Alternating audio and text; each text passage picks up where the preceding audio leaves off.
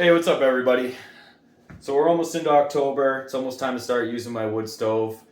And every season, before I start using it, I do a little inspection and a little cleaning procedure that I came up with myself. It's very simple. Thought this might help some people out that are not familiar with wood stoves. Maybe they just got a wood stove. So this is going to be my own little procedure I came up with. I hope it helps some people out. And here we go. All right, so the first thing I'm going to do for my procedure that I do every year is I'm going to do a leak test. So I just take a very small amount of paper, and before I light it, on my stove I have an afterburner, so I can close that down, and I have my flue, and I want to make sure that both of those are pretty much completely closed down, because you just want this to smoke. You don't want it to really burn.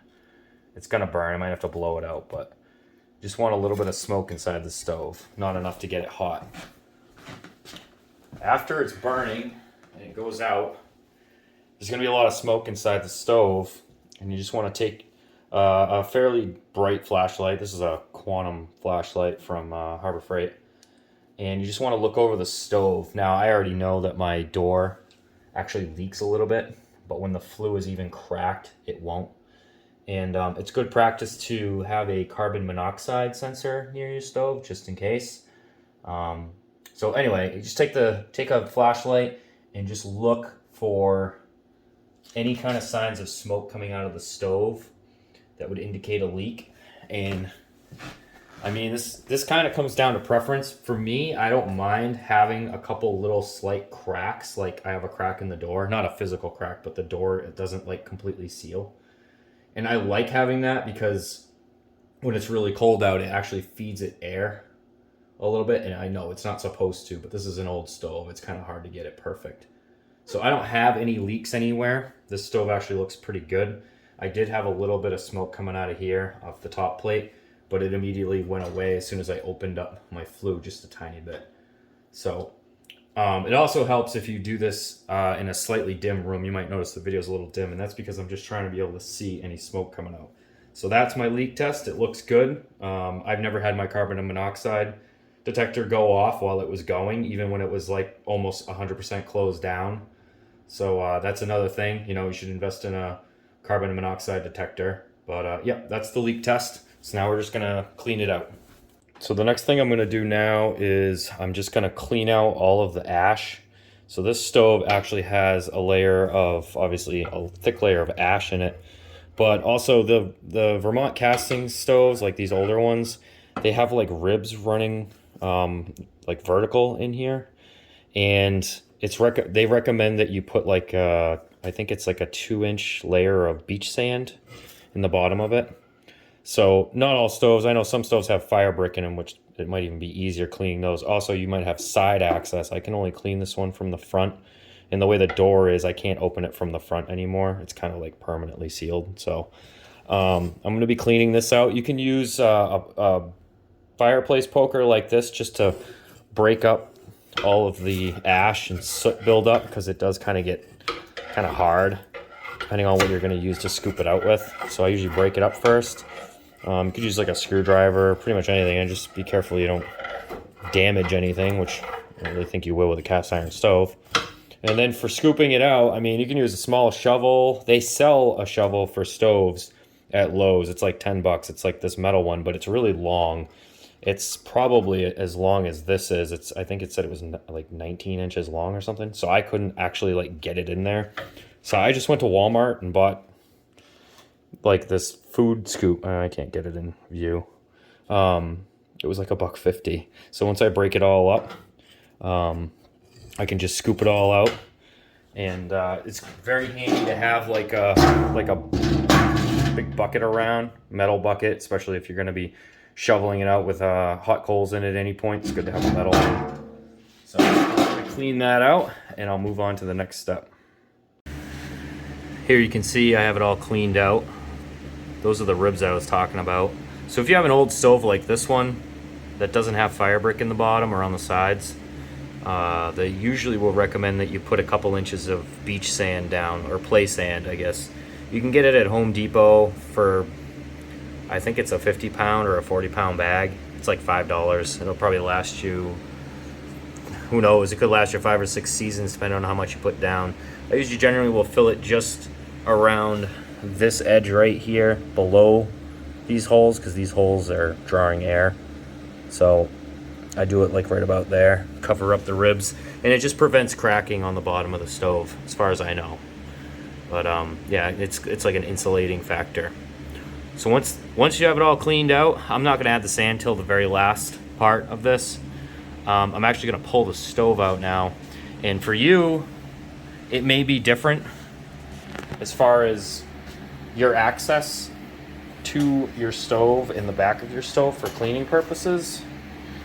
For me, I don't really have enough room behind my stove to get back there with my cleaning equipment. So I have to pull the stove out, and this stove isn't very heavy. I can move it myself to get access to the T. So that's what I'm gonna do next, and show you how I clean the flue. Well, I got the stove out. Wasn't too bad. This stove doesn't weigh too much. Now, I've been assuming in this video that you have a T-fitting like this one, clean out fitting. If you don't, you might want to hold off on cleaning the inside of your stove, because you'll most likely have to use the tool I'm about to use on this from the top. And if you use it from the top and push everything down into the stove, you're gonna have more to clean, and you'll just have to clean the stove again.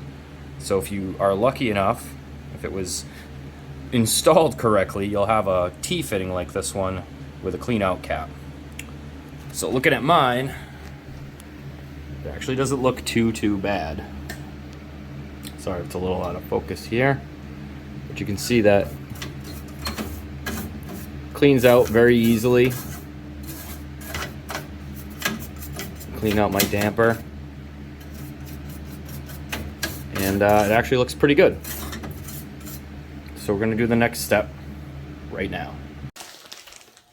This next part of the cleaning of the flue is gonna depend on what kind of flue you have. So I have a 6-inch stainless steel chimney liner, and I'm gonna use this type. This is like a soot eater. I think soot eater is actually a brand, but it's this type. And what it does is it's almost like a weed whacker, and it spins around inside the liner and just takes all of the soot and creosote and anything else that's built up inside there. Now, if you have a regular chimney or a terracotta or anything like that, you can get away with just a regular chimney sweep broom. I think it's like a big metal brush that they sell with attachments. These attach. This attaches to the extension rods and then attaches to your drill. So I'm going to do that now. I'm just going to give a quick demonstration of how this thing works. So it comes with an attachment, and I'm sorry, let me turn on the autofocus here.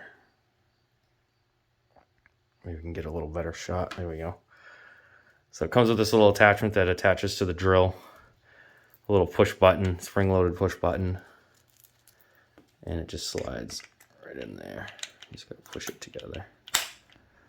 And then once it's together,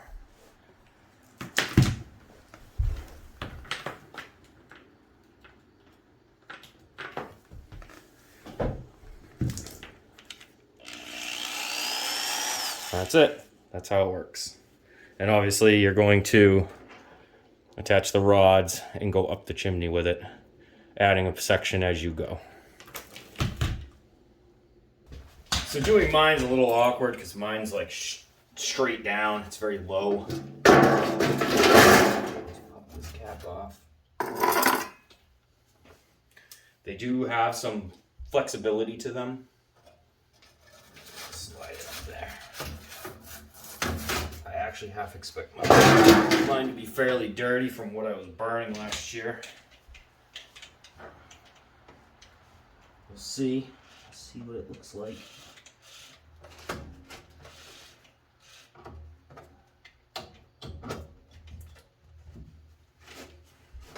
We can catch all of it.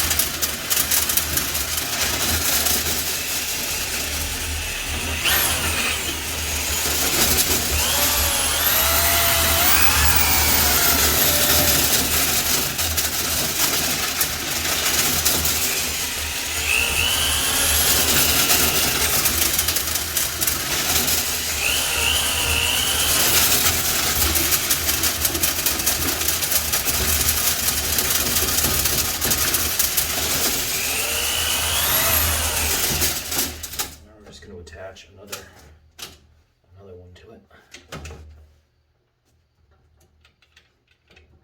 They're kind of a pain to get undone. You might need like a tool to push the little button in, which I do right now.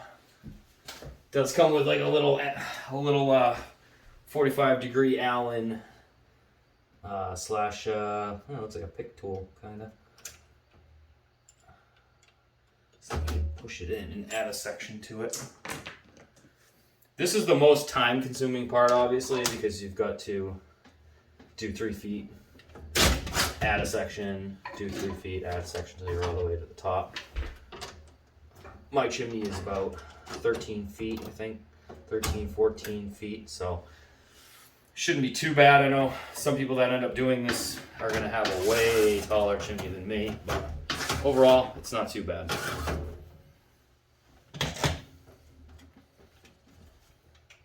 And at least, you know it's clean. You can look at before and after pictures online, and they look brand new after. So it's well worth the effort.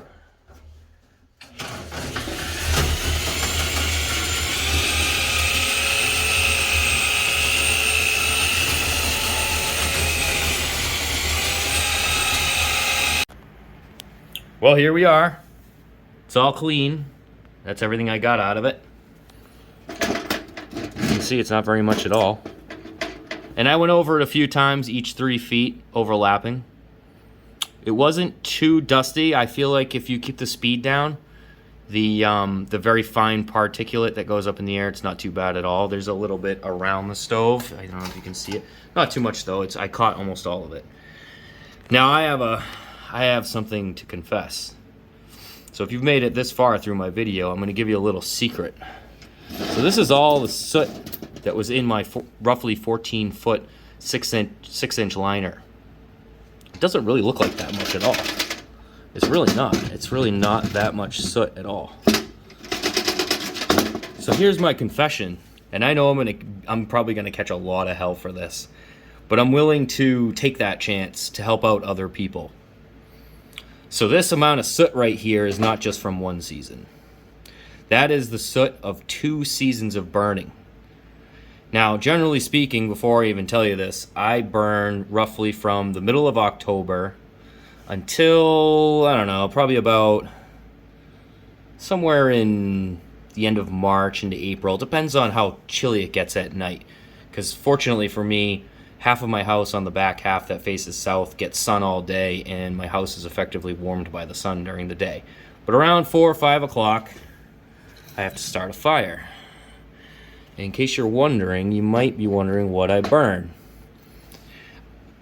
So I, on average, burn about 12 hours a day. I don't burn the full 24. So it would take 2 seasons for me to equate to burning 1 full season at 24 hours if I have my stove running all the time. This is actually a piece of pine. Now I know you've heard all the myths and all the people tell you just can't burn pine. Let me tell you something about pine. 1, pine dries really fast. If it's split and you have it outside but protected from rain, this stuff, once it's split, even fresh pine, this was fresh pine that we had split last year, this stuff will dry in like 2 months if it's not exposed to rain.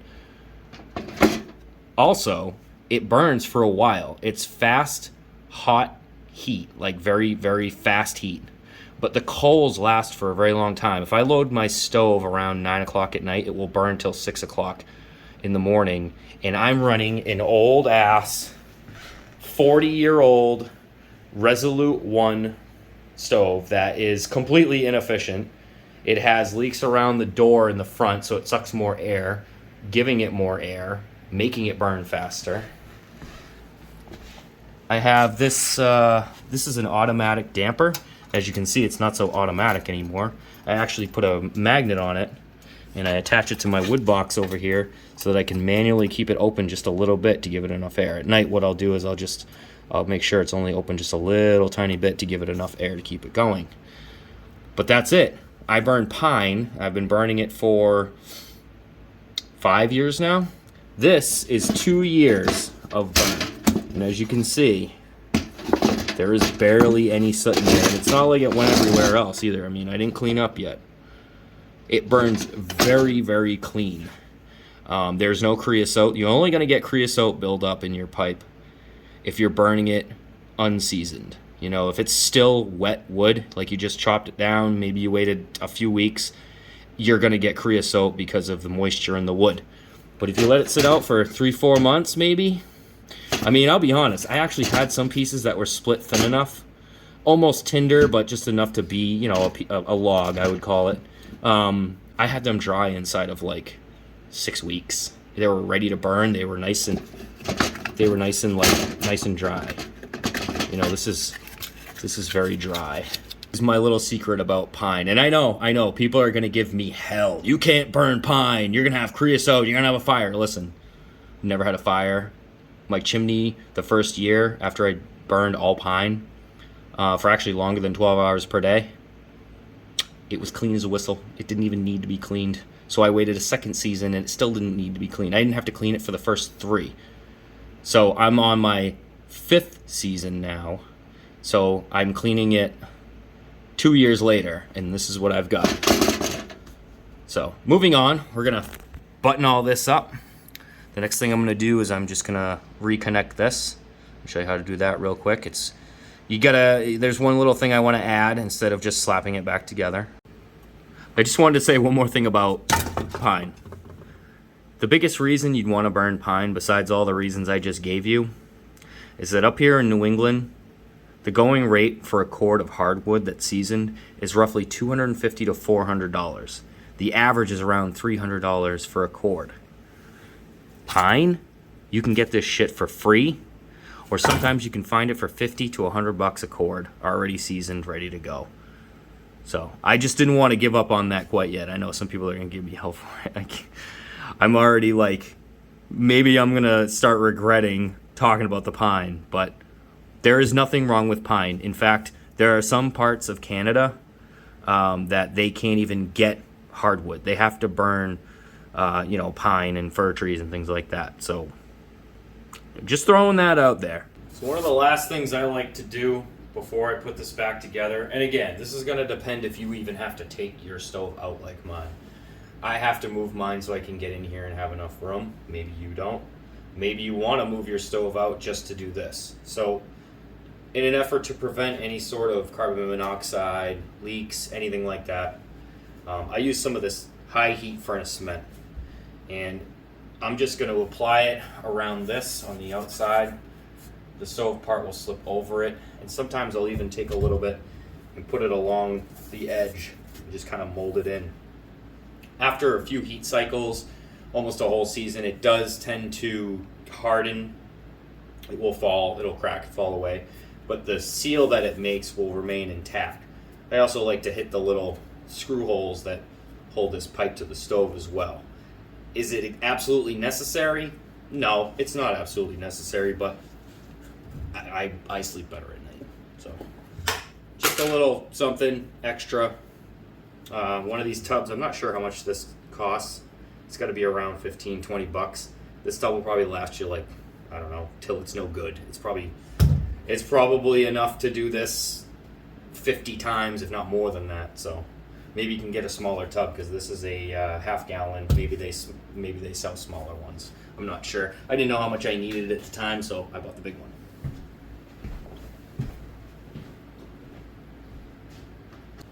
If you're gonna handle this stuff with your hands, make sure you wash them after. I didn't have any gloves in here, so it's kind of like a putty almost. That's like the consistency of it. It's not really that spreadable. I'll say that much. Like it doesn't really spread. You kind of just mold it around it. And I'm probably putting way too much on, but like I said, I have so much of this that it doesn't really matter. Whatever squeezes out, I'll just let it harden up and fall away. I feel like it creates like all the little gaps that you can close around your flue, your rear exit pipe, all of that, or your top exit. It just creates a better draft. Like I have a very short chimney for my elevation. So for me, it's like I shouldn't have as good of a draft as I do. It pulls really hard. It's awesome, especially when it's really cold out. Obviously, you know, the convection, the heat convection, it really pulls on the stove. In fact, sometimes those cracks are on my door because it's not completely sealed perfectly. It'll actually burn through the wood a little bit too fast if I don't turn it literally like off, like this all the way closed. It can still let air through, but even when it gets really cold out, what'll happen is it'll draft so well that even if it's completely closed down, it'll actually burn a little hot, which I don't mind it. I mean, I can get about, I'd say I'd max out about 10 hours overnight, which is pretty good for a stove that's 40 years old, because some of these other stoves they make nowadays, these new ones that have fire brick in them and maybe even they have a catalyst to them, they burn for like, 12 to, I've seen 30 hours on some of them, so it's crazy, But I love this old Vermont casting stove. I wish it had the window door, and it doesn't, and I haven't been able to find one. But I have noticed that in the past few years that these old stoves like these have gone up quite a bit in value. I actually bought this stove, bought it 5 years ago from a guy that had it in a camp. It was all rusty. It wasn't missing anything, but it had a couple broken pieces on it. I actually had to fix the door with a stick welder, and I gave it a restoration. I wire wheeled it all down. I took it apart, put new gaskets in it, put bigger gaskets in it so that they'd squish down and create a better seal. I couldn't get the door to seal perfectly right. It's just, it is what it is. It's just an old door, and getting the parts for it are kind of hard. But I noticed that in the past, like, probably three to 5 years, the price of these stoves has gone up so much. A restored stove like this one, they now fetch like $1,300, sometimes $1,800, and I could see why. Honestly, I mean, yeah, it's an old stove. I paid $100 for it. I maybe put another $100 into it to get it going. It's great. I wish my automatic damper would work. The way it works is it has like this bimetallic coil on the back of the stove that's threaded into it, and as it heats up, it expands and it lets the chain down, and the chain's attached to the door, and it closes the door so it doesn't keep getting air.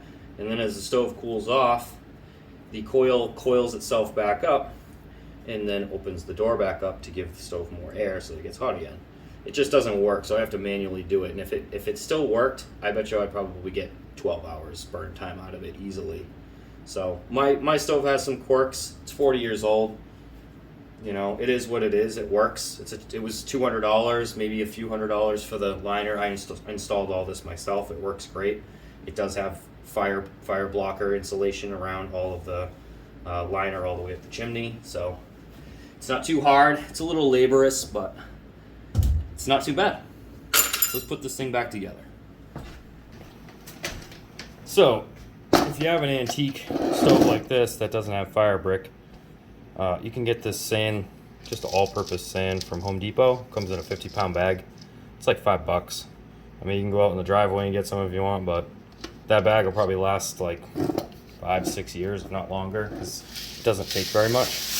You just want to pour a little bit in there just to cover the ribs, even it all out. Don't cover up your afterburn air holes if you've got them.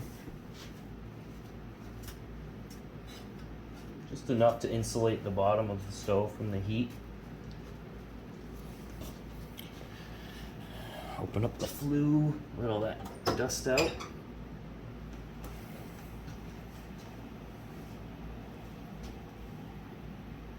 And she should be good to go.